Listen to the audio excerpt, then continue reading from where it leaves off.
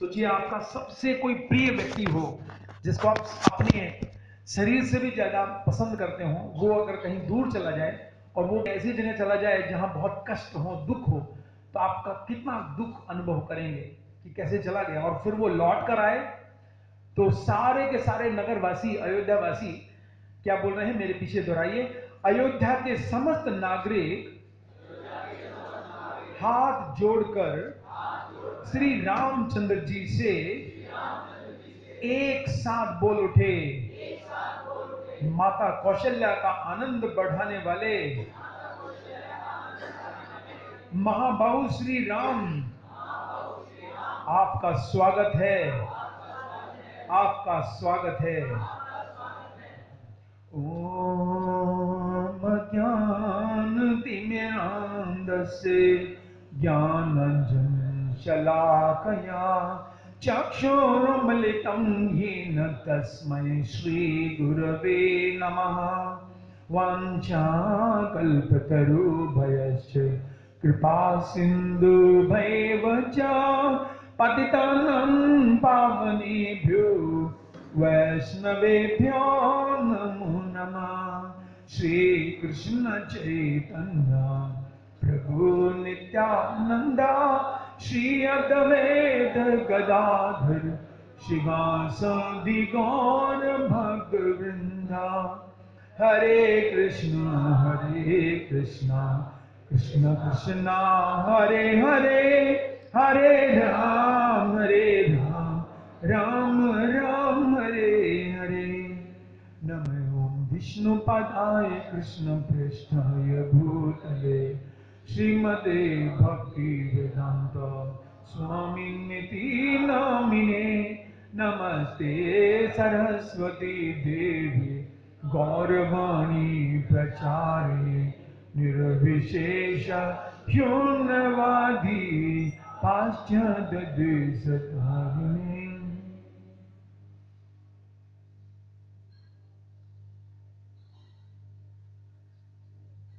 हरे कृष्णा।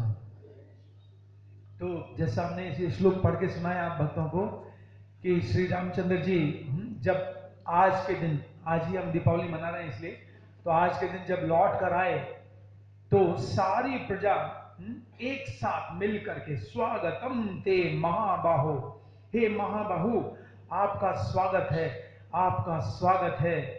हे कौशल्या के आनंद में वृद्धि करने वाले, इति प्रांजलः। इति प्रांजल का अर्थ होता है कि हाथ जोड़कर, अर्थात हजारों हाथ जुड़े हुए थे उस समय पर। जब श्री रामचंद्र जी की दृष्टि पड़ी अयोध्या की ओर तो हजारों लाखों लोग खड़े हैं और सबके हाथ जुड़े हुए हैं और चेहरे पर बहुत ही सुंदर मुस्कान है और आंखों में आंखें बिछाए बिल्कुल ऐसे इंतजार कर रहे हैं कि कब प्रभु श्री रामचंद्र जी फिर से लौट कर आएंगे। और क्या लिखा है, प्रांजल है, इति प्रांजल है सर्वे नागरा, सारे नगर के वासी, और रामम अब्रुवन। अब्रुवन का अर्थ होता है कि सब बोल उठे, एक साथ बोल उठे सारे लोग। सोचिए जैसे हम लोग बोलते हैं ना हरि बोल, तो एक साथ सब बोलते हैं तो कितना एक आवाज आती है। एक साथ जब गाते हैं, एक साथ बोलते हैं, तो वहां पर भी ऐसे ही हुआ अयोध्या में। जैसे ही प्रथम दर्शन हुआ श्री रामचंद्र जी का तो सारे अयोध्यावासी क्या बोलने लगे, स्वागतम ते महाबाहो, आपका स्वागत है, आपका स्वागत है, आपका स्वागत है। तो इसी उपलक्ष्य में ये दीपावली का उत्सव भी मनाया जाता है। और क्यों ना मनाएं जब उनके हृदय के टुकड़े, उनके सब कुछ, उनके जैसे शरीर में प्राण होता है, प्राण सबसे महत्वपूर्ण वस्तु होती है शरीर के अंदर। अगर सोचिए प्राण ही चले जाएं तो फिर शरीर किसी काम का नहीं रहता। ठीक वैसे ही अयोध्या किसी काम की नहीं थी।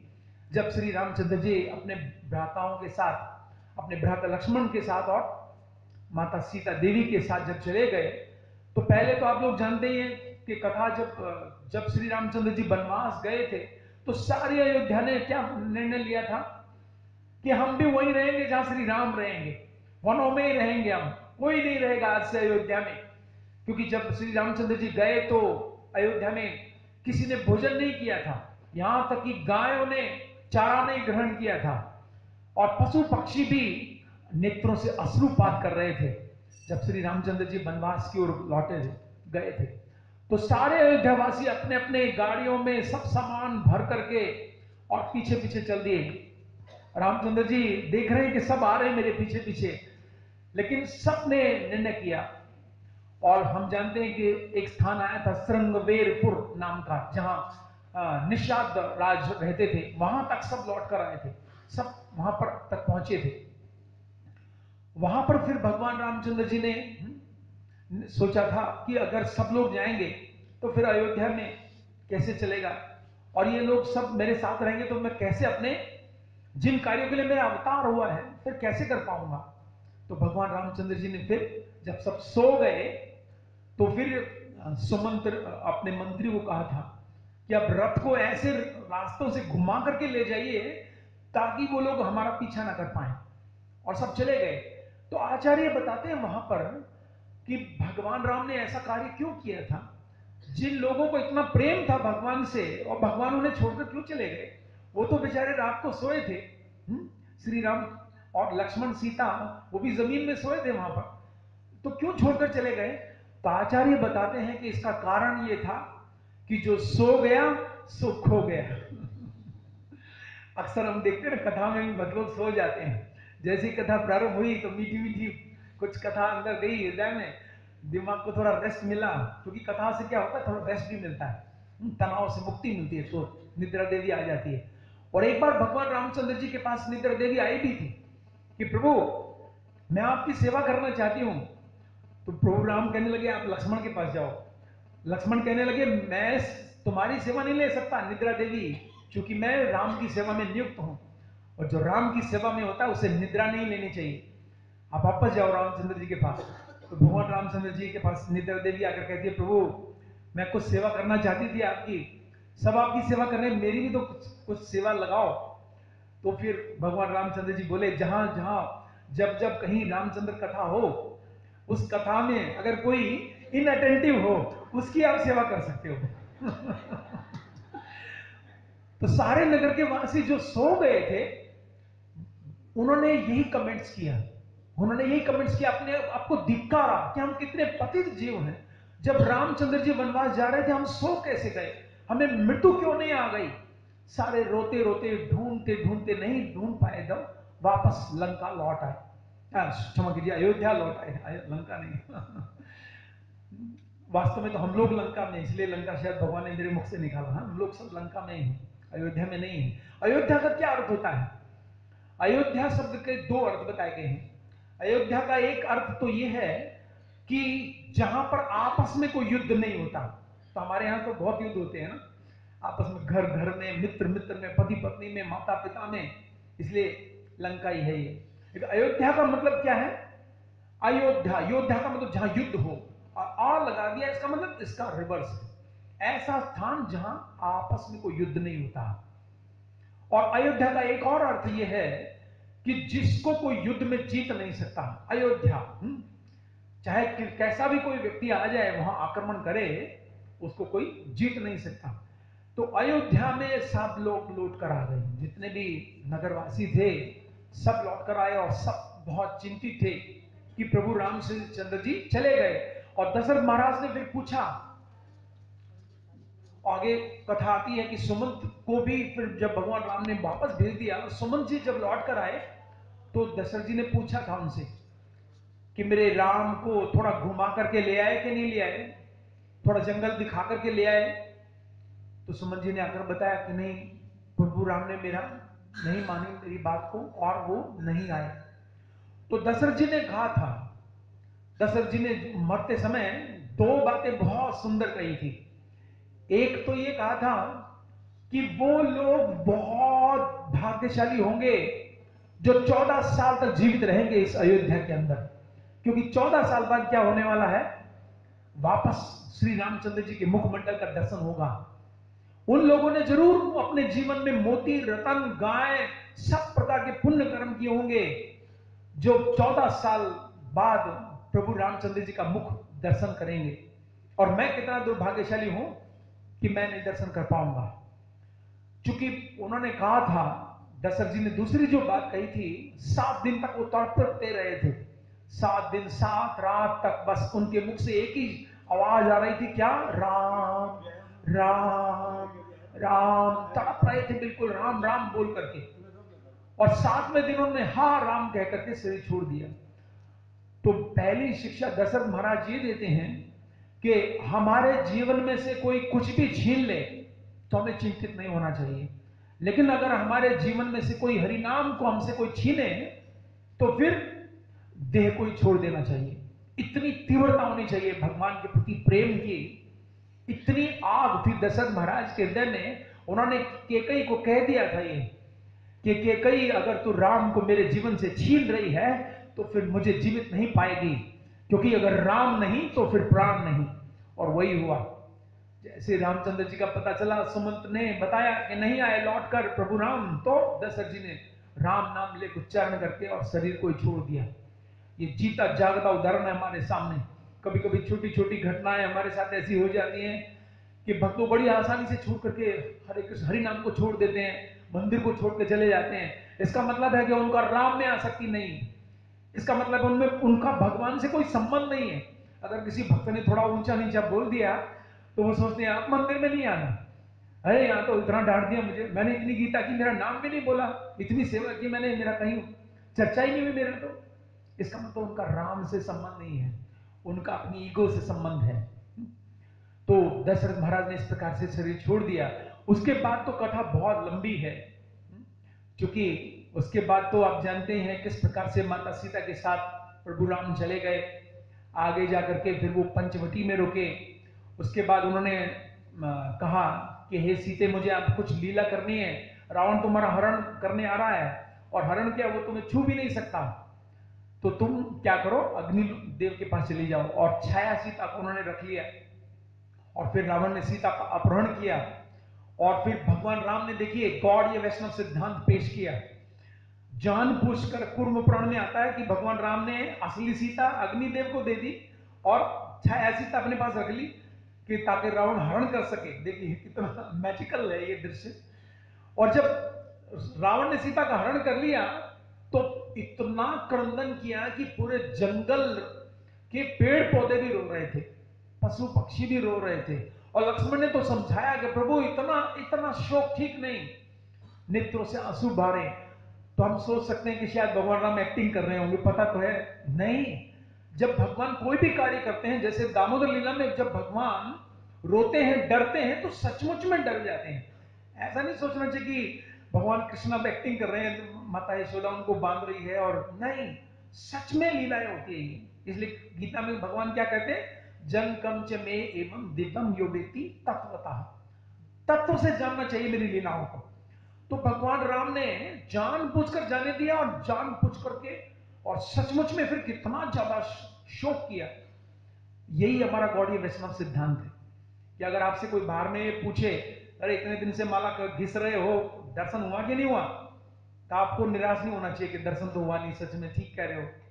नहीं, आपका उत्तर होना चाहिए हमें दर्शन नहीं चाहिए, हमें दर्शन नहीं करना, लेकिन हम इस विरह में रोएंगे कि मुझे दर्शन होना चाहिए, लेकिन होना नहीं चाहिए, ये भी है साथ में। जैसे राधा रानी थी, श्रीमती राधा रानी, उनकी इच्छा नहीं थी। जब उद्धव जी ने आके समझाया तो उन्होंने कहा नहीं नहीं नहीं, हम तो, और कृष्ण को उन्होंने प्रकट कर दिया उद्धव जी के सामने। और कृष्ण भगवान उद्धव जी किससे कहते हैं, नमस्ते जी उद्धव, मतलब वहां भी हैं और नहीं भी हैं। तो भगवान राम ने इस प्रकार से फिर खोजते खोजते हनुमान की सहायता से लंका में प्रवेश किया, पुल बनाया, रावण को मारा, और फिर लौट कर आए। और फिर अग्नि परीक्षा ली।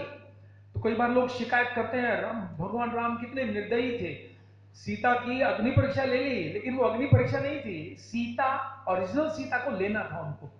इस बात को लक्ष्मण भी नहीं जानते थे, यहां तक कि लक्ष्मण कहने लगे, प्रभु आप माता की अग्नि परीक्षा लोगे, आपको विश्वास नहीं है। लेकिन भगवान राम जानते थे इस बात को कि अग्नि परीक्षा का मतलब क्या है, अपनी सीता लेना और छाया सीता अग्निदेव को सौंपना। और छाया सीता को लेकर अग्निदेव चले गए अग्निलोक में, और उनको अपनी सीता मिल गई। और इस प्रकार से भगवान राम सीता सहित लौटकर जब वापस चले, वहां से हम कथा प्रारंभ करते हैं आज। तो आप जानते हैं कौन सा विमान था?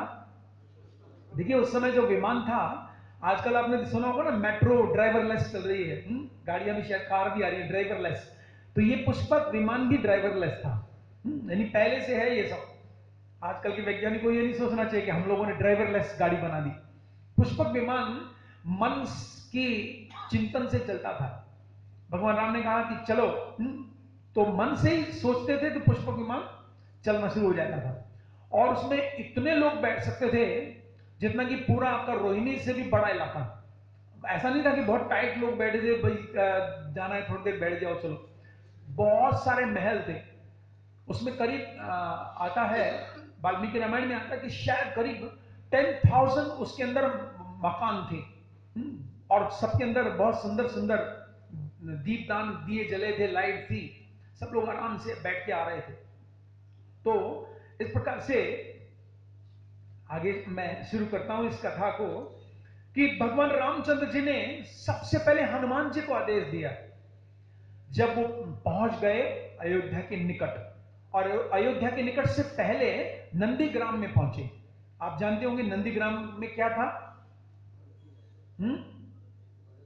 हाँ, भरत जी ने भगवान रामचंद्र जी से वचन लिया था जब वनों में मिलने गए थे कि प्रभु राम, आपने 14 साल का वनवास लिया है, अगर 14 साल से आगे एक पल भी बीता तो आप मुझे जीवित नहीं पाओगे।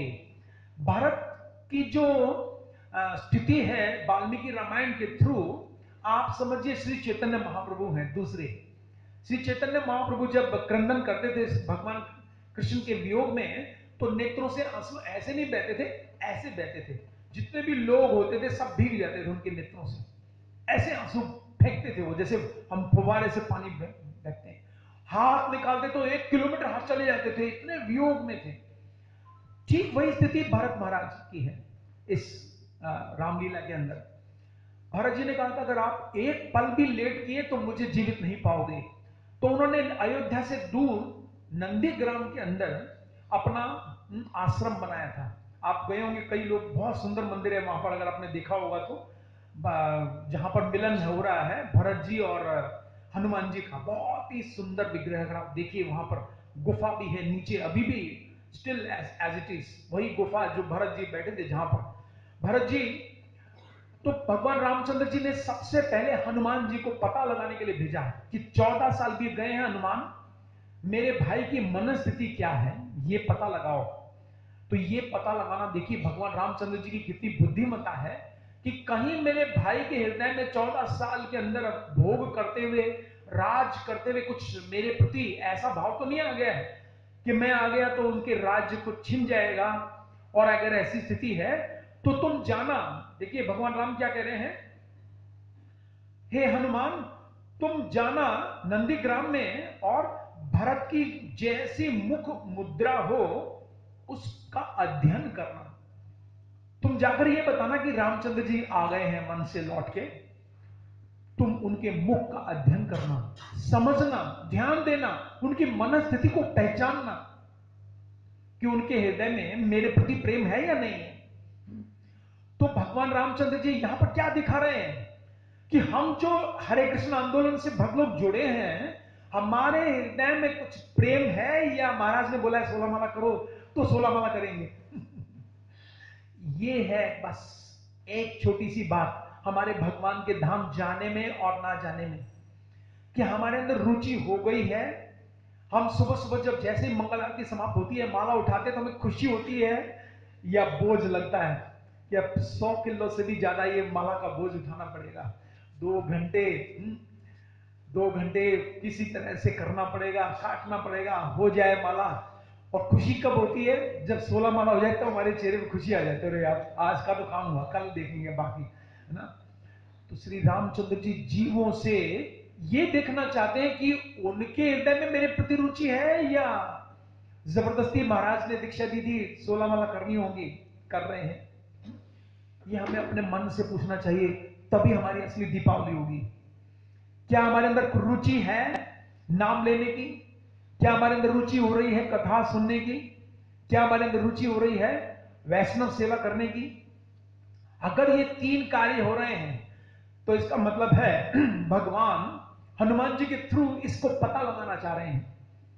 हमें अपने आप को चेक करना चाहिए। जय श्री श्री जगन्नाथ सुभद्रा भगवान की जय। तो हनुमान जी कहा प्रभु ठीक है मैं जाता हूं। उसके बाद भरत महाराज की स्थिति देखते हैं। भरत महाराज क्या कर रहे थे? वहां पर जमीन में सोते थे। उन्होंने स्नान नहीं किया 14 साल तक। देखिए वाल्मीकि जी लिखते हैं वाल्मीकि रामायण में कि उनके शरीर में मैल जम गया था, मैल के धब्बे जम गए थे 14 साल तक। गौमूत्र का जो गौमूत्र होता है उसमें जौ पका करके वो खाते थे 14 साल तक। और अपनी केश नहीं कटाए थे, और जब केश बहुत लंबे हो गए तो क्या किया? जटा अपने सिर में लगा ली थी। ये भरत महाराज की स्थिति थी रामचंद्र जी के वियोग में। यहां भी हमें अपनी स्थिति को पहचानना चाहिए। आप जानते हैं हमारे और भगवान के बीच में एक वस्तु है, हमारी इच्छा शक्ति, हमारी तीव्रता। हमारे अंदर विरय अगर होगा तो भगवान उतने ही हमारे करीब होंगे। हमारे अंदर विरय नहीं होगा तो भगवान हमसे उतने ही दूर होंगे। इतना समय क्यों लग रहा है? किसी को 1 साल हो गया जब करते हुए, किसी को 5 साल हो गए। इतना समय क्यों लगता है? क्योंकि हमारे अंदर उतनी तीव्र इच्छा ही नहीं है कि हमें भगवान से मिलना हो। आप जानते हैं अगर आज भगवान अगर कह दें कि भैया आज दीपावली है, चलो छोड़ो ये घर बाहर, चलो मेरे द्वार, तो जानते हैं आप पीछे मुड़ के देखोगे अरे इतने बच्चे हैं और आज तो पटाखे भी छुटाने हैं उनको, और कितनी दीपावली मनानी है, कितनी वो खाना पीना है। नहीं प्रभु दीपावली नहीं, कल चल पड़ेंगे, गोवर्धन चल पड़ेंगे। कोई नहीं जाएगा क्योंकि हमारे अंदर अभी इच्छा हुई नहीं है उनके धाम जाने की। जगन्नाथ जी की लीला में आता है एक, उसका नाम था गणपति भट्ट। गणपति भट्ट ने पढ़ा था कि एक बार जो जगन्नाथ जी का दर्शन कर लेता है जगन्नाथपुरी में, वो भगवान के धाम चला जाता है। तो गणपति भट्ट ने पढ़ा, रहे फिर तो मैं भी दर्शन कर लेता हूं, भगवान के धाम जाऊंगा। तो गणपति भट्ट आता है जगन्नाथपुरी में, आकर के देखता है कि लोग हंसते खेलते आ रहे हैं जगन्नाथ मंदिर से वापस। उन्होंने पूछा कि भाई कहां गए थे आप लोग? जगन्नाथ जी के दर्शन करने गए थे, तो फिर वापस अब कहां जा रहे हो? फिर अपने घर जा रहे हैं। तो गणपति भट्ट को शक हो गया कि नहीं नहीं, फिर तो वो ग्रंथ में गलत लिखा था। अगर दर्शन किया है तो फिर ये वापस क्यों आ रहे हैं? इनको आगे जाना चाहिए जगन्नाथ जी के। तो बोले आपको दर्शन हुआ जगन्नाथ जी के, तो आप जगन्नाथ के धाम नहीं गए, भगवान के धाम नहीं गए? बोले नहीं। तो गणपति भट्ट ने निर्णय किया उसी समय, मैं जगन्नाथ जी के दर्शन नहीं करूंगा, फिर क्या फायदा फिर। और वहीं से रास्ते से मुड़ने लगे। जगन्नाथ जी को चिंता हो गई वहां। जगन्नाथ जी आकर के बोलने लगे भाई कहां जा रहे हो तुम? तुमने मेरे दर्शन कर लिए जगन्नाथ सुभद्रा बलदेव के? कह रहे मैं नहीं करूंगा दर्शन, मैंने तो ग्रंथों में पढ़ा था जो एक बार दर्शन करेगा भगवान के धाम लौट जाएगा। मैं देख रहा हूं कितने लोग तो लौट कर आ रहे हैं, एक भी नहीं गया भगवान के धाम, तो मैं नहीं दर्शन करूंगा जगन्नाथ, ऐसे क्या फायदा दर्शन का। जगन्नाथ जी जानते क्या बोलते हैं वहां पर? जगन्नाथ जी कहते हैं भाई कोई भी अपने घर से इस भाव से मेरे पास नहीं आता कि मैं जगन्नाथ जी के दर्शन करके जगन्नाथ भगवान या वैकुंठ लोक चला जाऊं। सब पहले से प्लान कर लेते, जब मैं वापस लौट के आऊंगा ना जगन्नाथपुरी से, तो ये करूंगा वो करूंगा, इतने काम हो जाएंगे, अगले महीने ये होगा। तो ये लोग तो आए इसलिए बस दर्शन करके अपने घर लौट जाएं। तो अगर तुम चाहो तो तुम मेरे धाम लौट सकते हो, जगन्नाथ के धाम लौट सकते हो।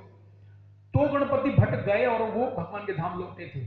देखिए तो ये इच्छा शक्ति होनी चाहिए हमारे अंदर, जो भरत जी दिखा रहे हैं कि अगर मेरे जीवन में से राम चले गए हैं तो क्या क्या है उनका स्थिति। उनका स्थिति है काला मृग का चर्म पहने हैं, और यहां तक कि जो मंत्री उनके सेनापति खड़े हैं भरत जी के आसपास, वो लोग भी सैफरॉन पहन के खड़े थे। देखिए सैफरॉन कलर का मतलब जानते क्या होता है? त्याग का कलर। क्या छोड़ दिया मैंने संसार, इसलिए सैफरॉन पहना जाता है, केसरिया रंग। तो उन्होंने कहा हुआ था कि कोई भी मेरे आसपास भी जो मंत्री लोग हैं वो भी हरे पीले नीले सफेद रंग के लिए नहीं होने चाहिए। सारे मंत्री जो खड़े रहते थे सैफरॉन में खड़े रहते थे, ताकि उनके हृदय में एक ऐसा त्याग की भावना आए। तो भरत महाराज जी बहुत तड़प रहे थे, बहुत तीव्रता के साथ उनके हृदय में ये भाव था। इंद्रियों को वश में किए थे, मन को वश में किए थे, और जो चरण पादुकाएं हैं उनको सिंहासन पर रखा हुआ था और स्वयं नीचे बैठे थे। हनुमान जी ने प्रवेश किया, हनुमान जी ने देखा, वो दृश्य देखते ही हनुमान जी का दिल दहल गया। ऐसा लगता था जैसे कितने साल, कितने युग बीत गए, इस आश्रम के अंदर एक ऐसा योगी बैठा है और पूरी तपस्या में लीन है और चेहरे पर इतनी गंभीरता है। तो हनुमान जी ने जाकर दंडवत प्रणाम किया, हनुमान जी ने जाकर उनसे वार्तालाप किया, हनुमान जी ने जाकर उनको बताया। क्या बताया? हनुमान जी ने कहने लगे, एक श्लोक है ये 126वां अध्याय और 1 नंबर श्लोक मेरे पीछे दोहरा सकते हैं। बहुनी नाम वर्षाणी गतशेषु महद्वनम् शृणोम्यहं प्रीतिकरम् मम नाथस्य कीर्तनम्। हनुमान जी ने उनको जाकर बताया कि हे भरत, आपके प्राण प्रिय श्री रामचंद्र जी माता सीता और भ्राता लक्ष्मण सहित अयोध्या में लौटने ही वाले हैं और वो आ गए हैं सामने। तो भरत जी एकदम उठते हैं और भरत जी ने ये श्लोक उच्चारण किया है। भरत जी कह रहे हैं, बहुनी नाम वर्षाणी, बहुत वर्ष बीत गए, बहुत वर्ष बीत गए, गतस्य सुमहद वनम, उनको वन में गए हुए, शृणोम्यहं प्रीतिकरम, मैंने सुना है आज इतने वर्षों बाद एक प्रीतिकर संवाद, एक ऐसा प्रीतिकर संवाद मेरे कान में आया है। मम नाथस्य कीर्तनम, जो मेरे इस नाथ का, नाथ का मतलब क्या होता है? आपने देखा होगा ना, बैल के नाथ लगाई जाती है। बैल जब होता है तो उसके नाक में नथ लगी होती है और जहां भी खींचते हैं तो बैल वहीं चलता है। तो नाथ का मतलब है जगन्नाथ, जो सारे जग के नाक में जिसने नथ लगाई हुई है। नथ शब्द से नाक में, क्योंकि नाक अंग बहुत कोमल अंग होता है, हल्का सा भी खींचो तो दर्द होता है, इसलिए वो कह रहे हैं कि मम नाथ से कीर्तन, मैंने अपने स्वामी का, अपने नाथ का बहुत दिन बाद आज कीर्तन सुना है। और ये सुनते सुनते और ये कहते कहते जानते क्या हुआ? उन्होंने दौड़ करके हनुमान जी को दौड़ करके वेग से भुजाओं में भर लिया, बड़ी वेग से दौड़े और भुजाओं में भर लिया और हनुमान जी से कहने लगे कि हे हनुमान, तुम फिर से जरा दोहराओ ना उस वाणी को जो तुमने कहा। हनुमान जी ने फिर कहा, ये सच बात है भरत जी, प्रभु राम बस सामने ही आ रहे हैं। और भरत जी ने हर्ष से मूर्छित हो पड़े जब सुना कि मेरे प्रभु राम आ गए। और जानते कितनी देर तक मूर्छित हुए? 2 घड़ी तक मूर्छित होकर गिर पड़े और नेत्रों से अश्रुपात हो रहा था। 2 घड़ी जानते कितना मिनट? हाँ, 48 मिनट। 1 घड़ी का मतलब होता है 24 मिनट, एक मुहूर्त। 48 मिनट तक मूर्छित होकर गिरे पड़े रहे। भरत जी को पता नहीं कहां पड़े हैं। और फिर उठे, फिर उठ करके फिर से वेग से भुजाओं में भर लिया और विपुल अश्रुओं से, विपुल, विपुल का मतलब होता है कोई सीमा नहीं थी उनके नेत्रों में से, इतने आंसू बहने लगे, इतने आंसू बहने लगे कि हनुमान जी का अभिषेक कर दिया। आलिंगन कर रहे हैं और नेत्रों से अश्रु बहा रहे हैं। ऐसा प्रेम जब हमारे हृदय में होगा तब माना जाएगा कि हम लोग भगवान से प्रेम करना सीख गए हैं। क्योंकि गीता में कृष्ण कहते हैं, इतीते ज्ञानम आख्यातम गुह्यात् गुह्यत्र मया विमर्श अशेषेण यच्छसि तथा कुरो। भगवान गीता में कहते हैं, हे अर्जुन, इतीते ज्ञानम आख्यातम, मैंने तुम्हें सारा ज्ञान सुना दिया। और गीता का ज्ञान क्या है? कि मेरे से प्रीति होनी चाहिए आपकी। और इत्युक्ते ज्ञानम आख्यातम गुह्यात् गुह्यतर मया, जो गोपनीय से गोपनीय ज्ञान है वो मैंने तुम्हें सुना दिया। अब क्या करो? विमर्श अशेषेण, अच्छी तरह विचार विमर्श करो। अच्छी तरह का मतलब है ब्रॉड माइंडेड होकर के। हम भक्तों में एक कमी होती है, हम विचार नहीं करते, जीवन का फैसला नहीं लेते हम लोग कि हमारे जीवन में क्या फैसला लेना है। मुझे जीवन में फैसला लेना चाहिए, निर्णय करना चाहिए कि मैं, मेरे जीवन का ये गोल रहेगा और मैं मेरे जीवन में इसलिए भक्ति करूंगा कि भगवान को इसी जन्म में प्राप्त करूंगा। तो इसलिए कृष्ण ने क्या कहा, विमर्श अशेषेण, कुछ भी शेष नहीं रहना चाहिए। जब आप निर्णय लो, यच्चेसी तथा करो, और जैसा चाहो वैसा करो। तो भरत जी ने, अब भरत जी कह रहे हैं कि मैं तुम कोई देवता हो क्या? क्योंकि भरत जी इतने ज्यादा उत्सुक हो गए, आतुर हो गए, कह रहे कि तुम कोई देवता हो क्या, या कोई तुम मनुष्य हो, तुम कौन हो, और मैं तुम्हें क्या उपहार दूं जो तुमने मेरे प्रभु रामचंद्र जी की सूचना दी कि वो आ गए अयोध्या में, क्या दूं मैं? लेकिन इस संसार में कोई ऐसी वस्तु नहीं दिखती मुझे, हे हनुमान, जो उसके बदले में मैं तुम्हें दे सकूं। कोई ऐसी वस्तु नहीं। सोचिए, भगवान के बदले में कोई ऐसी वस्तु हो सकती है क्या? जिसने रामचंद्र जी की सूचना मुझे दी, उसको बदले में मैं क्या दे सकता हूं? केवल क्या किया, हाथ जोड़ करके उनसे उनका धन्यवाद करने लगे। फिर मन ही मन बोलने लगे, हे हनुमान, मैं आपको 1,00,000 गाय देता हूं, 100 उत्तम गांव देता हूं, और बहुत सारी सेविकाएं देता हूं आपके स्वागत के लिए।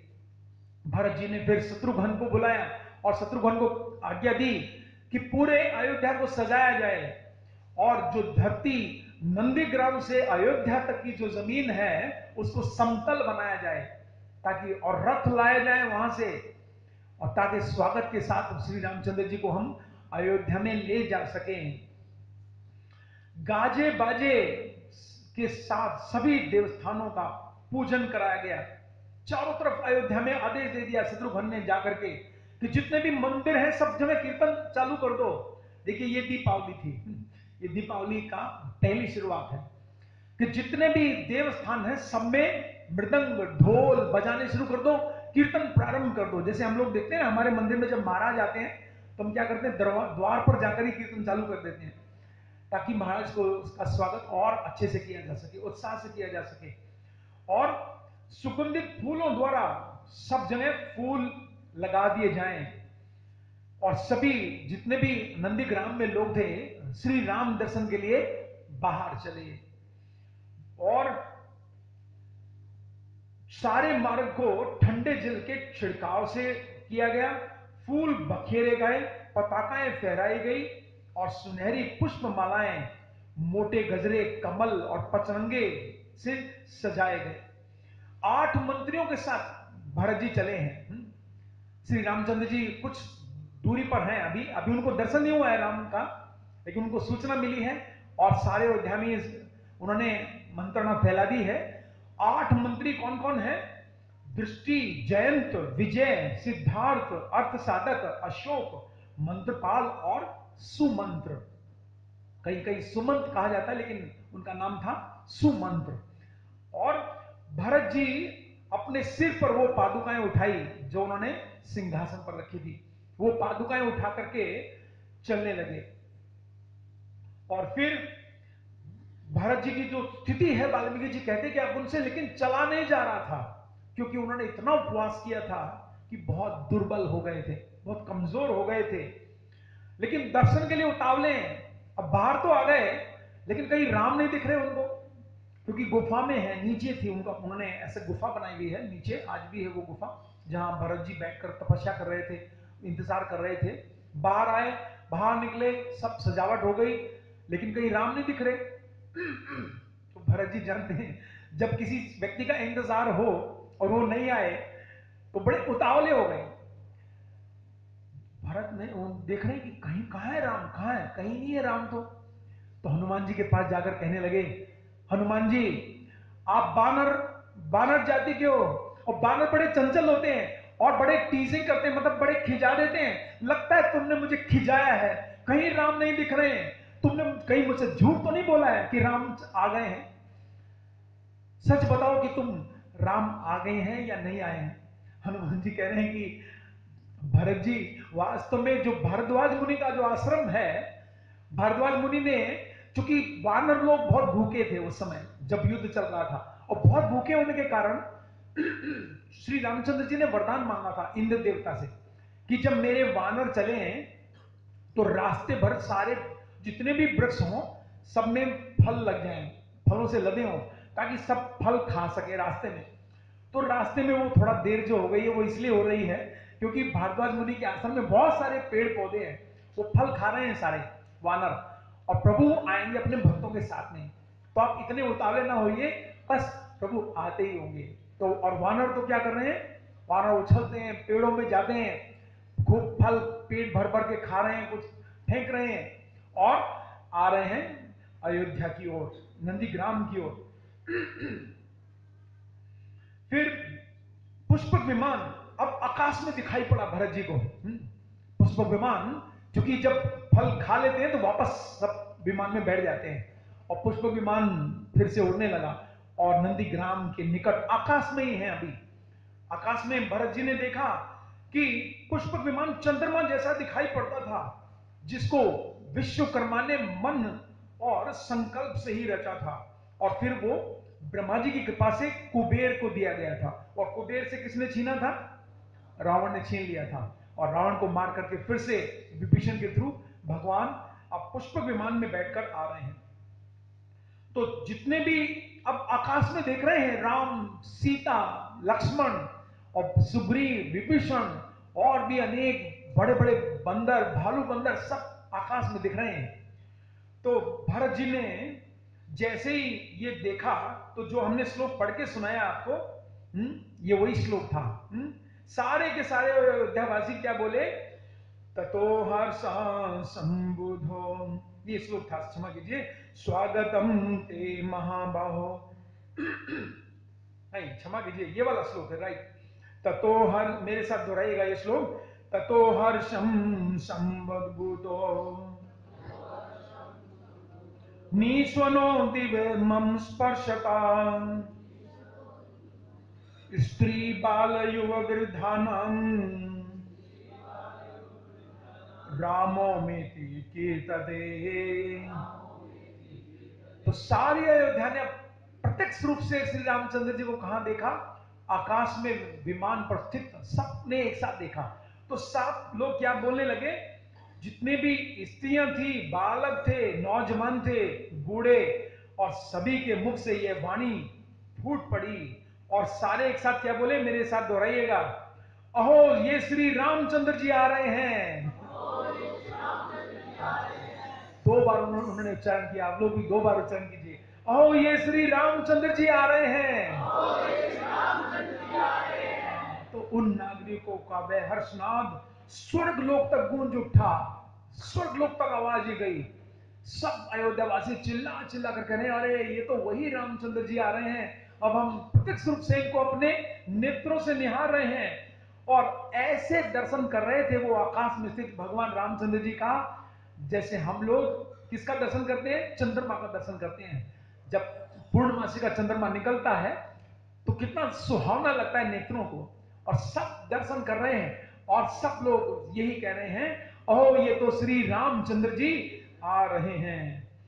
तो इस प्रकार से श्री रामचंद्र जी को जब भरत जी ने देखा, तो उन्होंने नीचे से दूर से ही उनको अर्घपाद किया, अर्थात उनको जल चढ़ाया, जैसे चंद्रमा को हम जल देते हैं। देखिए भरत जी की भावना, उन्होंने जैसे चंद्रमा को देखकर हम जल देते हैं, सूरज को देखकर जल देते हैं, भगवान राम को देख करके जल चढ़ाया उन्होंने उनके चरणों में, वहीं दूर से, और विधिवत उनका वहीं से पूजन किया, और फिर विमान पर बैठे श्री रामचंद्र जी को आकाश में ही है दंडवत प्रणाम किया, दूर से ही दंडवत प्रणाम किया। जैसे हम लोग वृंदावन में जाते हैं तो हम क्या करते हैं, जैसे ही गाड़ी से उतरे तो जमीन में ही दंडवत प्रणाम कर देना चाहिए, चाहे वहीं आसपास में कहीं गंदा कूड़ा हो।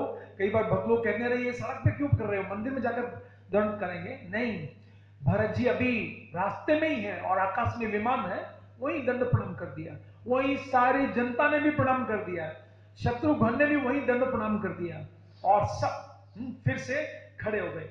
अब श्री रामचंद्र जी ने आदेश दिया कि विमान को नीचे लैंड कर दिया जाए जमीन पर, और सबसे पहले हनुमान जी को कहा भरत को ऊपर ले आओ, भरत जी को ऊपर ले आए।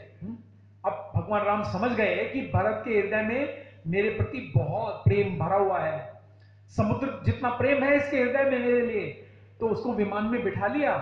और जब भरत जी विमान में गए तो फिर से श्री रामचंद्र जी के चरणों में प्रणाम किया, वहां पर दंडवत प्रणाम किया।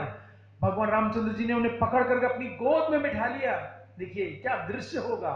हाँ, श्री रामचंद्र जी हैं और भरत जी को पकड़ करके अपनी गोद में बिठा लिया, आलिंगन किया, और भरत जी नेत्रों से फूट फूट करके रोने लगे कि प्रभु आपने जो समय दिया था, आप सत्यव्रत हो। भागवत में भी आता है, जब भगवान कृष्ण आते हैं कंस की जेल में, तो पहली स्तुति यही आती है, आप सत्यव्रत हो, परम सत्य हो, क्योंकि आपने जो समय घड़ी बताया था, आप उसी अनुसार अयोध्या में वापस लौटे हो। फिर भरत जी ने माता सीता को प्रणाम किया और लक्ष्मण का प्रणाम स्वीकार किया, क्योंकि लक्ष्मण भरत जी से छोटे हैं। भरत जी ने सबका स्वागत किया, और जो वानर हैं, वाल्मीकि जी लिख रहे हैं कि बहुत सारे वानर ऐसे थे जो इच्छा रूपधारी वानर थे। तो सबने क्या किया, मनुष्य का रूप धारण कर लिया, और मनुष्य के रूप धारण करके भरत जी को आकर के उनसे भेंट की। भरत जी ने सुग्रीव को कहा, भरत जी ने सुग्रीव को कहा कि हे सुग्रीव, आप हमारे पांचवें भाई हो। जानते हैं क्यों? क्योंकि जब सीता का हरण हुआ तो आपने प्रण किया था कि जैसे एक भाई मदद करता है भाई की, ऐसे ही आपने सब कुछ छोड़ करके मेरे भाइयों के साथ रहे, दोनों भाइयों के साथ आप तब तक रहे जब तक माता सीता को वापस नहीं पाया। तो इसलिए आप पांचवें भाई माने जाते हैं। इसलिए सुग्रीव, चारों भाई हैं, राम लक्ष्मण भरत और शत्रुघ्न, लेकिन सुग्रीव को पांचवें भाई का दर्जा उन्होंने दिया। शत्रुघ्न ने भी फिर सबको पीछे से सिर झुकाया। फिर श्री रामचंद्र जी आगे बढ़े और माताओं के चरणों में माथा टेका। कौन कौन माता है उनकी? आप लोग दोहराइए तीनों माताओं के नाम। हाँ, तो तीनों माताओं के चरणों में माथा टेका। हजारों लाखों लोग जो अयोध्या में हैं, सबके मुख में एक ही नाम है उस समय, जय श्री राम, जय श्री राम, जय श्री राम। हजारों अंजलियां उनके साथ, उनके आंखों के सामने जुड़ी हुई थी। और भरत जी ने जो चरण पादुकाएं अपने सिर पे रखी थी, भगवान श्री रामचंद्र जी के चरणों में पहना दी। हरि बोल। ये सबसे बड़ा मार्मिक दृश्य है कि अपने सिर पर है चरण पादुकाएं, और उस लेकर के श्री रामचंद्र जी के चरणों में बैठे। देखिए पहनाने का तरीका देखिए, श्री राम का एक चरण उठाया है और एक पादुका पहनाई है, फिर दूसरा चरण उठाया है, उसमें पादुका पहनाई है, क्योंकि श्री रामचंद्र जी के जो चरण थे वो इतने सुकुमार कोमल थे कि सीता की एक उंगली को भी स्पर्श बड़ी मुश्किल से कर पाते थे। इतने सुकुमार चरण है भगवान राम के। अगर सीता एक उंगली भी लगा देती थी उनके चरणों में, तो भगवान रामचंद्र जी के चरण में निशान पड़ जाता था। वो चरण सोचिए, अभी तक नंगे पांव रहे 14 साल तक, इतने सुकुमार। हमारे चरणों में अगर डंडा मारा जाए तब भी लाल नहीं होंगे लेकिन भगवान राम के चरण कैसे हैं, उंगली का स्पर्श पाते ही लाल हो जाते थे। उन चरणों में उन्होंने बड़े ही प्रेम से वो पादुकाएं पहना दी। भरत जी ने जैसे ही पादुकाएं पहनाई, सब जितने भी अयोध्यावासी ने हर्ष ध्वनि की कि अब इन्होंने अपना कर्तव्य पूर्ण कर दिया है। फिर श्री रामचंद्र जी ने पुष्पक विमान को आदेश दिया कि आप अपने स्थान में लौट जाओ। तो कहां लौटे? कुबेर के उत्तर दिशा में चले गए, जहां कुबेर जी निवास करते हैं। फिर श्री रामचंद्र जी ने वशिष्ठ के पुत्र, वशिष्ठ जी उनके पुरोहित थे, वशिष्ठ के पुत्र का नाम बता रहे हैं वाल्मीकि जी, वशिष्ठ के पुत्र का नाम था सुयज्ञ, जो कि पुरोहित था, उनके चरणों में प्रणाम किया। ये देखिए कर्तव्य होता है, एक क्षत्रिय है भगवान राम, एक राजा है, भगवान है, लेकिन फिर भी घर में एक साधु है, तो उनके चरणों में प्रणाम किया सुयज्ञ के। फिर श्री रामचंद्र जी की जटाएं हटाई गई। भरत जी ने आदेश दिया कि अब इनका श्रृंगार किया जाए, सुंदर श्रृंगार किया जाए। राजवेश पहनाया गया भगवान रामचंद्र जी को, लक्ष्मण को, माता सीता को, और उनका बहुत सुंदर श्रृंगार किया गया। फिर रथ में बैठे सब लोग, भरत जी स्वयं सारथी बनते हैं। देखिए क्या दृश्य है ये। भरत जी स्वयं सारथी बनते हैं उस रथ के जिसमें राम लक्ष्मण सीता श्रृंगार करके बैठे हैं, भरत जी चला रहे हैं उस रथ को। और आगे क्या हुआ कि शत्रुघ्न छत्र लेकर खड़े हैं, और लक्ष्मण और विभीषण दोनों ओर से चंवर डुला रहे हैं। तो एक हालांकि एक आध्यात्म ये सॉन्ग लिखा था किसी आधुनिक ने, उसमें बहुत सुंदर कहा गया था, सर पे मुकुट, मुख पे उजाला, गले पुष्पमाला, हाथ धनुष गले पुष्पमाला, हम दास उनके ये सबके स्वामी। आपने सुना होगा नहीं? अनजान हम ये अंतरयामी, शीश झुकाओ राम गुण गाओ, बोलो जय विष्णु के अवतारी, राम जी की निकली सवारी, राम जी की लीला है न्यारी न्यारी। इस भजन के अंदर जो अंतिम पंक्ति है वो मुझे बहुत क्लिक करती थी, जब मैं छोटा था मैंने सुनी थी। इस भजन के आखिरी में वो जो गा रहे हैं वो कह रहे हैं, धीरे चला रे ओ रथ वाले, तोहे खबर क्या ओ भोले भाले। क्यों कह रहे हैं धीरे चला? क्योंकि रथ अगर तेजी से निकल जाएगा तो दर्शन अच्छे से नहीं होगा ना। धीरे चला रे ओ रथ वाले, तोहे खबर क्या ओ भोले भाले, एक बार देखूं जीना भरेगा, 100 बार देखूं फिर जी करेगा, व्याकुल बड़े हैं कब से खड़े हैं, दर्शन के प्यासे सब नर नारी, राम जी की निकली सवारी, राम जी की लीला है न्यारी। हालांकि एक आधुनिक किसी ने लिखा, लेकिन ये जो पंक्ति बहुत क्लिक करती है कि धीरे चलाना चाहिए रथ को भाई, अगर जल्दी रथ निकाल लोगे तो फिर दर्शन कैसे होगा। और दर्शन जब करना चाहिए भगवान जगन्नाथ का, तो ऐसे दर्शन करना चाहिए जैसे पी जाएंगे, ऐसे दर्शन नहीं किया है देखा और चले गए। तो भगवान रामचंद्र जी अब रथ में बैठकर चल रहे हैं और भरत जी स्वयं रथ चला रहे हैं, माता सीता बैठी हैं, राम लक्ष्मण सीता बैठी हैं। उसमें भी लाइन थी, एक तरफ लक्ष्मण एक तरफ सीता, बीच में जगत के पालनहारी, राम जी की निकली सवारी, राम जी की लीला है न्यारी न्यारी। और यहां पर बिल्कुल यही दृश्य है, देखिए जितने भी अयोध्यावासी हैं इस दृश्य को देख करके एक ही बात बोल रहे हैं, आप लोग मेरे पीछे दोहराइए, बधाई हो श्री रामचंद्र जी, बधाई हो श्री रामचंद्र जी। और चारों तरफ उन्होंने कितने दीपक लगाए हैं, जैसे कल हम देख रहे थे अयोध्या में सरयू नदी में शायद 5,51,000 ना, शायद संख्या यही बताई, मैंने भी दृश्य देखा, वो दृश्य बहुत सुंदर दृश्य था। लेकिन वहां पर तो असीमित दीपक लगाए, पूरी अयोध्या में दीपक दीपक, हर घर में दीपक, जैसा लुधियाना की हमारी रथ यात्रा में होता है। आप अगर कौन कौन गए आज तक लुधियाना की रथ यात्रा जो हमारी होती है, आप में से कौन कौन गए हैं? वहां पर यह दृश्य होता है, सब लोग अपने घर को सजा लेते हैं। वहां ऐसा नहीं होता भी लाइट लगाओ दीपक लगाओ यहां रथ यात्रा निकलेगी, नहीं, पूरा लुधियाना क्या करता है, अपने घर के आगे दीपक दीपक लाइट लगा लेता है, तो पूरा लुधियाना सज जाता है। ठीक ऐसी अयोध्या की स्थिति है, और सब पीछे पीछे चल रहे हैं, सब पीछे पीछे गा रहे हैं, बधाई हो रामचंद्र जी बधाई हो। और सब पूरे अयोध्यावासी नाचते गाते, जैसे हम रथ यात्रा में गाते हैं, ठीक वैसे ही रथ के ऊपर बैठे हैं भगवान राम, और सब लोग गाते गाते चल रहे हैं।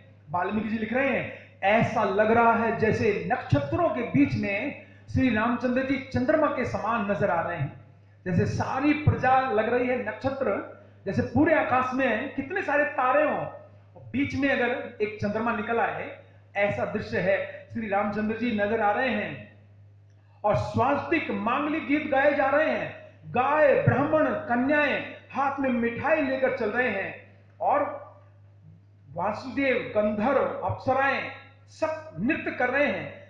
उनके आते ही खेती हरी भरी हो गई।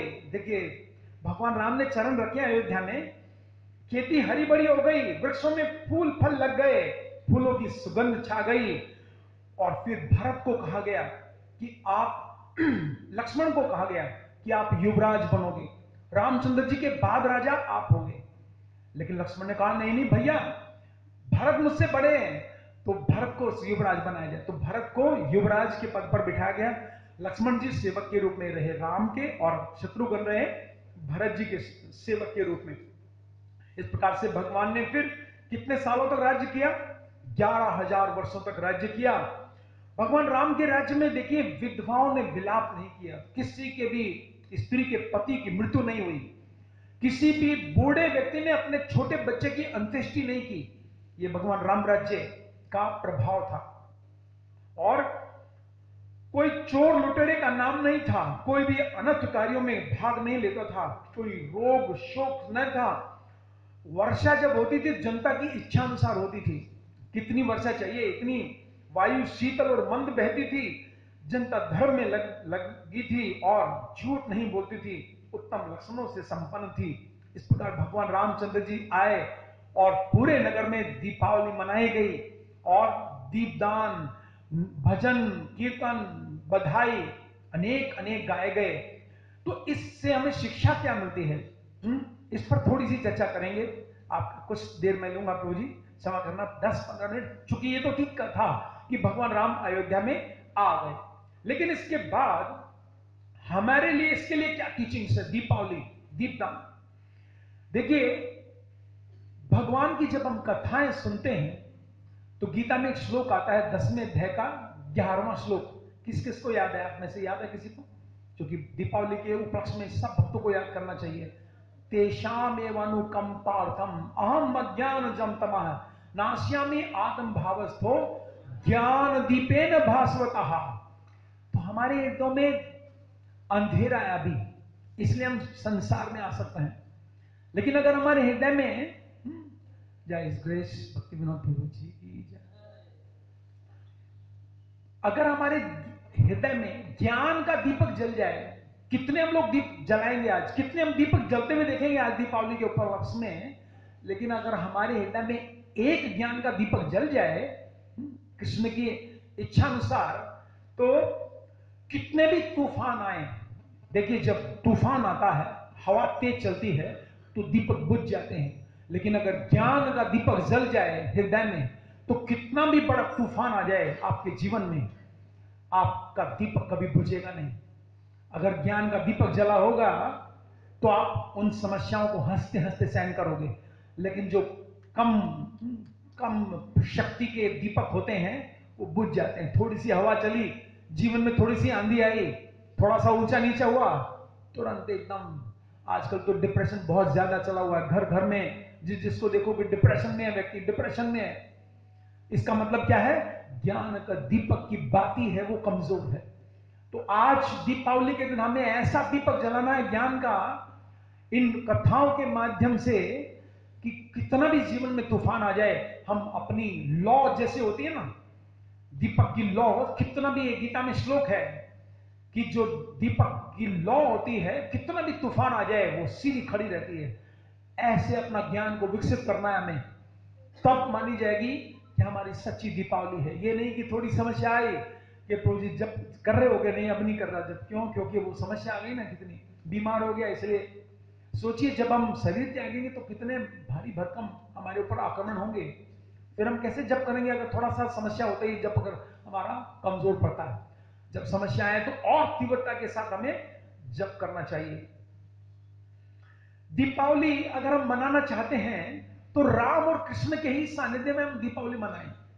कृष्ण के सानिध्य में दामोदर लीला, दीपदान, और रामचंद्र जी के सानिध्य में जैसे हमने एक कथा सुनाई कि उनको दीपक जला करके स्वागत किया पूरी प्रजा ने, अयोध्या ने। अज्ञान का जो अंधकार है वो ढक लेता है हमारे ज्ञान को, इसलिए कृष्ण को क्या कहा जाता है? कृष्ण सूर्य सम माया है अंधकार, जहां कृष्ण तहां नहीं माया अधिकार। इसलिए जब हम लेक्चर कथा शुरू होती है तो हम क्या बोलते हैं? ओम अज्ञान तिमिरांधस्य ज्ञानांजन शलाकया ना, इसलिए आया ये, क्योंकि हम अंधकार में हैं। तो हमारे गुरुदेव ने हमें ऐसी शलाका दी है कि हम कुछ देख पाते हैं। और ये सच बात है, जब तक हम भक्ति में नहीं आए थे हम संसार को दूसरी दृष्टि से देखते थे, अब हम भक्ति में जुड़ गए हैं तो हमारा थोड़ा थोड़ा सोच बदलती जा रही है। सच बात है ना? प्रभुपाद जी लिखते हैं कि जो तर्क वितर्क करता है, भक्ति के संबंध में जब हम किसी को कहते हैं कि भैया हरि नाम का जप करो, तो वो तर्क करते हैं, क्यों करें, इतना ही क्यों करें। तो प्रभुपाद जी लिखते हैं कि ये तर्क वितर्क ही अज्ञान की रात्रि के समान है। ये अज्ञान की रात्रि है, उस समझो उसके जीवन में अभी उजाला नहीं हुआ। और कृष्ण नाम, हरि नाम और कृष्ण कथा क्या है, ये ज्ञान के प्रज्वलित के समान है। आज का जो उत्सव है, कितनी लोग लाइट लगाएंगे, मंदिरों में भी, बाहर में, घर में भी, लेकिन वास्तव में लाइट लगानी चाहिए अंतर मन को पवित्र करने का। ये उत्सव है आज का हमारा उत्सव, अंतर मन को उजाला देना ही। जैसे वो आर्य समाज वाले लिखते हैं ना, उनका स्लोगन क्या है, तमसोरमा ज्योतिर्मय, अंधकार से उजाले की ओर। तो आज का जो उत्सव है, इसमें हमें ज्ञान के दीपक को जलाना है और अंतर मन को आलोकित करने का पर्व है। अंदरूनी और बाहरी प्रकाश का एक आकार अगर हो जाए तो ही हमारी जीवन की सार्थकता है। जैसे अयोध्या में श्री रामचंद्र जी जब नहीं आए थे, हमने क्या वर्णन किया था कि भारत जी कितने शोक में बैठे थे, कुछ नहीं खा रहे थे, स्नान नहीं कर रहे थे, और उसमें गौमूत्र में जौ पका करके वो खा रहे थे, और स्नान नहीं किया था, मैल जम गई थी। क्यों? क्योंकि भगवान राम के बिना अयोध्या सूनी थी। तो वही स्थिति हमारे हृदय की है आज। आज भगवान के वियोग में जो भगवान का नाम नहीं लेता वो सदा उदास रहता है। बड़ा ही सुंदर स्लोगन है ना कि माया दास सदा उदास और कृष्ण का भक्त सदा बिंदास। तो हमारा हृदय भी उस सूनी अयोध्या के समान है। हमें श्री रामचंद्र जी के प्रति जैसे भरत जी ने तीव्रता दिखाई थी, ऐसे तीव्रता दिखा करके श्री राम को इनवाइट करना चाहिए। उनको जैसे हम ब्लास्ट करें, बम ब्लास्ट करने की बजाय हमें क्या ब्लास्ट करना चाहिए, अपना ईगो ब्लास्ट करना चाहिए आज के दिन। कि हम आज क्रैकर नहीं छोड़ेंगे, आज हम क्या छोड़ेंगे, अपना जो अहंकार है इसको ब्लास्ट करेंगे। क्लीनिंग करते हैं आज के दिन ना लोग, भाई दीपावली सफाई करो। आज हमें अपने हृदय को सफाई करना है। मिठाई खाते हैं, बहुत सारे लोग कहते हैं भाई आज के दिन मिठाई का डब्बा लो, मुझे मिठाई का डब्बा दो, लेकिन हमें अपने हृदय की कड़वाहट को दूर करना है। एक दूसरे भक्त से जो हमारे अंदर कड़वाहट होती है, अगर कड़वाहट हटा देंगे तो मिठाई अपने आप हो जाएगा हमारा मन। सच बात है कि नहीं? तो हमारे हृदय में जो बिटरनेस है, जो कड़वाहट है, आज के दिन हमें उसको हटाने का संकल्प लेना चाहिए। तो हमारी जो सुनी अयोध्या जैसा हृदय है वो भी क्या हो जाएगा, एक जगमग हो जाएगा।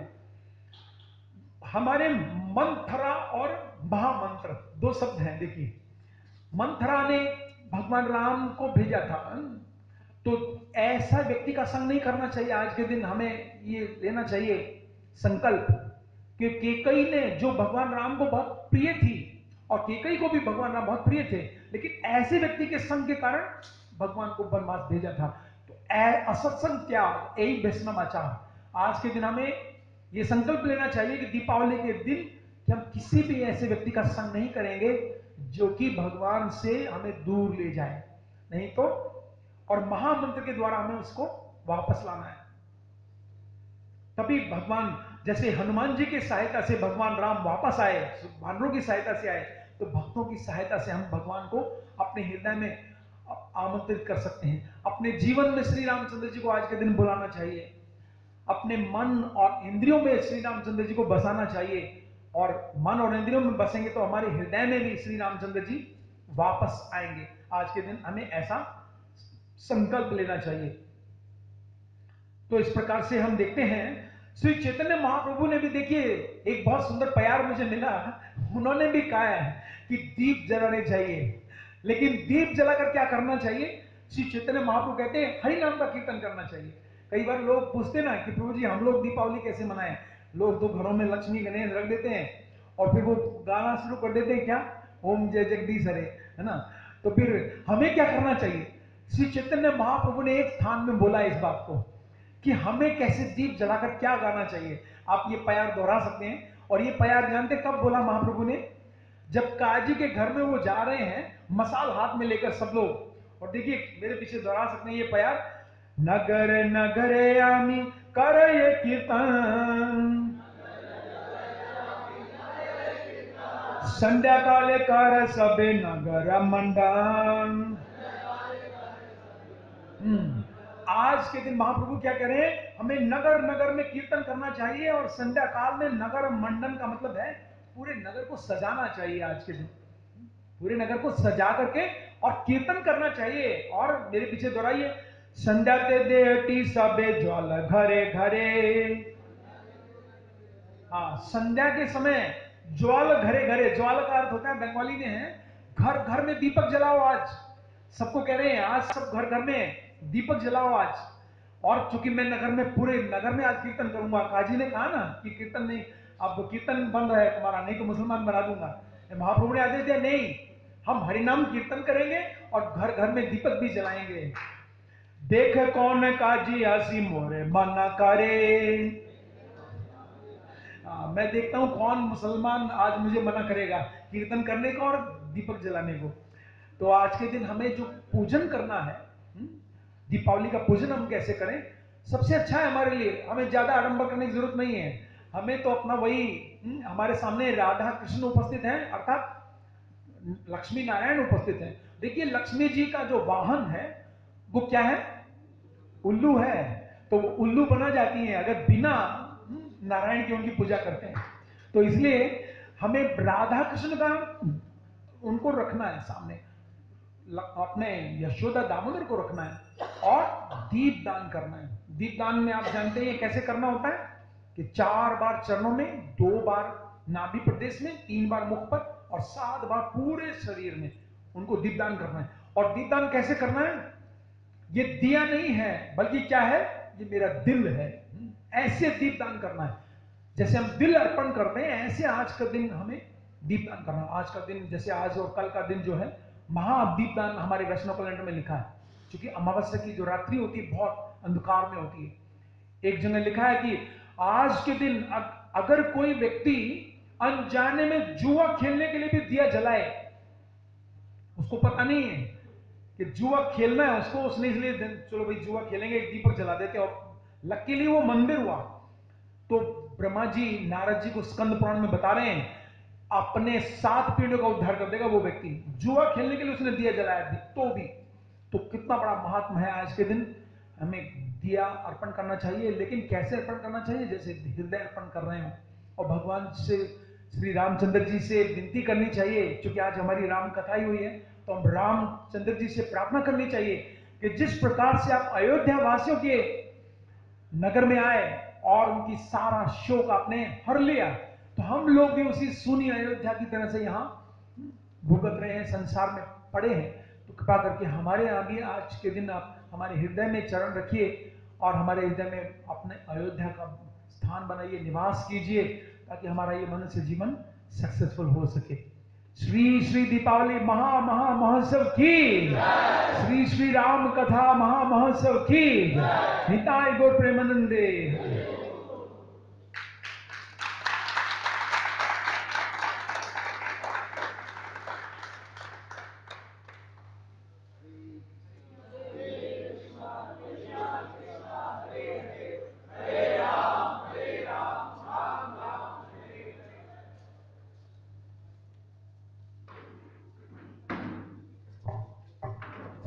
हरे कृष्ण। प्रभु जी को बहुत बहुत धन्यवाद। और आज दीपावली में इतना सुंदर कथा सुनाया उन्होंने, और उनके बहुत आभार करेंगे। और आज शाम को जो विशेष प्रोग्राम है 7 to 9